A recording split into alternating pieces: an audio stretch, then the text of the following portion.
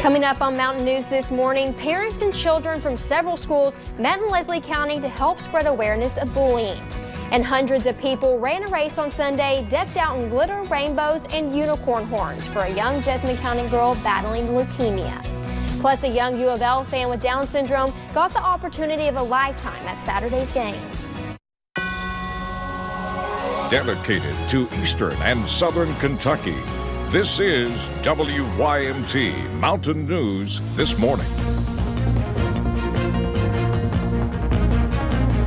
Good morning. The time is 6:01 on October 21st. Happy Monday. I'm Madison Pergram, and thank you for joining us on Mountain News This Morning. So it is a little chilly out there, maybe not as cold as last week, but let's go to Brandon Robinson, who is in the studio this morning. So you're saying fog is a main concern this morning, Brandon? Fog is the main concern this morning. In some spots, the big contrast with temperatures thanks to some of that fog that's around the region. Let's take a look at the WYMT studio camera this morning, and you can see it's in the distance, not quite on top of us here like it normally is at this time of the year, but you see Wise low visibility. Harlan just went down to 7 miles of visibility. London's had some issues as well, so just be careful this morning. Patchy dense fog in those valley locations. Cooler out to the west though. 52 Danville, Somerset, London, 59 Prestonsburg and Pikeville, 54 Huntington, 59 Harlan, Middlesboro, and 56 here in Hazard. Your forecast for today, 76, which is unseasonably warm, about 9 degrees warmer than it should be for this time of the year.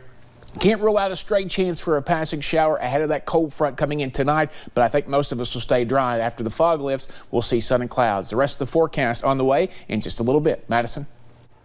Thank you, Brandon. Well, Tennessee state officials are saying that the invasive Asian longhorn tick was recently found in Claiborne County, along with 5 other counties throughout eastern Tennessee. The Center for Disease Control and Prevention reported that there is no evidence that the tick has transmitted pathogens to humans or animals in the United States, but they warned that the tick has caused severe illness in people living in other countries. Some tick bite prevention tips the CDC shared include coordinate with your veterinarian to keep pets medically protected against ticks, check pets and livestock for ticks on a regular basis, remove any ticks by pulling from the affected area with tweezers, and monitor pets and livestock for any changes in health. The only known discovery of an Asian longhorn tick in Kentucky was in the summer of 2018 when the tick was found on an elk in Martin County. And a series of bridge dedications are taking place in Magoffin County. It is all about honoring local heroes who gave their all to our country. One Royalton bridge is now dedicated to brothers who never made it home. WYMT's Marianne Fletcher has the details. A bridge dedication honoring our fallen. In honor of my uncles who died in World War II. While staying at his grandmother's house, Philip Witt recalls looking up at 2 photos of the young men. You know, wondering what kind of people they were and wishing I could have been, that I could have known them. The stories behind those photos are heroic tales from World War II. Byron Witt was on the USS Arizona, and one of the first to die when Japan attacked the United States. The other man, Private First Class Forrest Witt, was killed while defending his platoon from enemy gunfire. My dad, as a result, because of their policy, they sent him home. Family friend Alma Holliday says she has fond memories of the Witt family. We had no television and no telephone, so we had to make our own entertainment. But also remembers the hard days after the loss of 2 friends and heroes. It was a sad time for a while, but then we had to make do. We had to keep going. A bridge is now dedicated to the brothers in Royalton, near the Witt family's home place. It was really wonderful to have a dedication for the boys because, after all, they gave their all. Keeping their memories alive in Magoffin County. Marianne Fletcher, WYMT Mountain News. Now, yesterday's bridge dedication brought around 20 family members together from across the United States to Royalton. The next dedication is set to take place sometime next month. And a young U of L fan got the opportunity of a lifetime at Saturday's game. 4-year-old Alan Norton was selected to help conduct the marching band's halftime show. Norton was born with holes in his heart and had surgery when he was 9 months old. He also has Down syndrome. And the band partnered with U of L Pediatrics and Norton Children's Hospital to make the performance possible. And Halloween is still 10 days away, but it was a parade of costumes yesterday at the Louisville Slugger Museum for their annual Home Run Halloween event. Kids in costumes got free admission to the factory tour, which included several stops for trick-or-treating.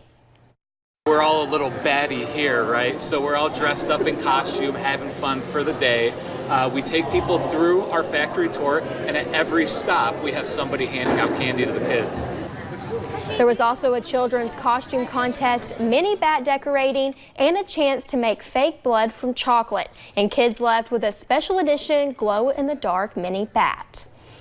Well, Clay County Cruisers' 15th annual Halloween Bash was held in Manchester yesterday afternoon. The Clay County Cruisers is a nonprofit organization that values the fellowship of family and fun, all while showing off their classic old-school rides. WYMT's Lacey Roberts was there and has more. Despite the weather, this year's annual Halloween Bash turned out to still be quite a success. Normally, with weather conditions favorable, we'll draw 250 classic cars, and we give trick-or-treat candy away to somewhere between 1,000 and 1,200 kids. That is president of the Clay County Cruisers, Jack Roberts. But who are they? A group of guys that got together that enjoys classic cars, and they enjoy doing community events. Such as this one. 99 S10 crew cab with a 66mm turbo. Combining multiple interests, bringing families together. It's not necessarily the love of cars so much as it is fellowshipping. Now, what are the requirements to join this club? It's not that you have an old classic car, it's just be there and want to enjoy life. Cars are a medium to do that. And the relationship with the community is just as important. We rely on businesses in the community to give us door prizes that we give away at these events. McDonald's gives us toys to give away at this event. But don't forget the cool cars that come with it. And Clay County, Lacey Roberts, WYMT Mountain News. Now, kids and adults participated in the costume contest with $50 for the first place prize and $25 for the second. And chocolates, candy, and those orange pumpkins, the staples of trick-or-treating for children on Halloween. But while a majority of kids load up on the sweet stuff, some who deal with food allergies can't join in. So again, this Halloween, the Teal Pumpkin Project is in full swing.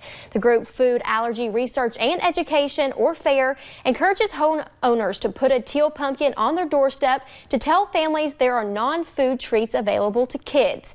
It's to raise awareness of children dealing with the condition and for the holiday to be more inclusive.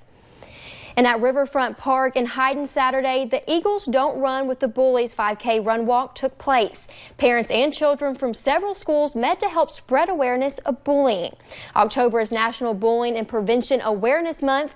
Most are not aware of how many children get bullied. Hillary Moore Meehan, the school psychologist for Leslie County, is trying to change that with this event so that children can be aware of what is going on around them and not be afraid to talk about it. It's going to take a step toward changing the world and at least toward changing the culture of our county and our school system. Leslie County does have a program on their website where students can anonymously give a tip about bullying activity. Hillary does plan to make this an annual event. And hundreds of people ran a race on Sunday decked out in glitter, rainbows, and unicorn horns for a young Jessamine County girl. 6-year-old Molly Reynolds is in the early stages of treatment for leukemia. Teachers at Nicholasville Elementary heard about her diagnosis and came up with the idea for a 3K fundraiser. Molly was too sick to be at the race, but her supporters jogged around with smiles on their faces in her honor.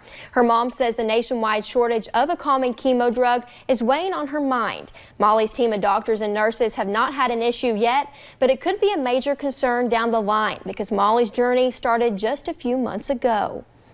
3K, the Crank and Boom 3K in July, and I didn't really know at the time, but Molly had a huge tumor that was blocking her airway and her lungs, and she finished that 3K, and we were really proud of her for doing that. The first Magical Miles for Molly race raised more than $6,000. The money will help pay for Molly's treatment and procedures.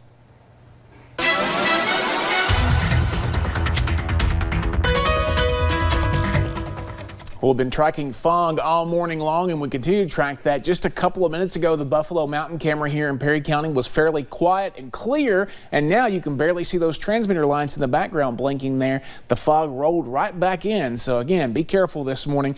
It's not too much showing on the sensor network because a lot of these sensors are at the airports, which are up on top of the mountains, the ridge tops. It's all in the valleys this morning, but again, it's out there. Be careful of that. Temperatures, again, not moved a whole lot this morning. 52 still Somerset and London. 56 Jackson and Hazard, 59 Harlan and Middlesboro, and 59 also in Prestonsburg and Pikeville. Just a couple of degrees cooler in some locations. Everybody else right where they were this time yesterday or a little bit warmer. Weather app, you can download that to track the rain that'll be here tonight with a cold front. We'll see sun and clouds for a while after the fog lifts, and then more clouds come in this evening as that cold front approaches. Madison.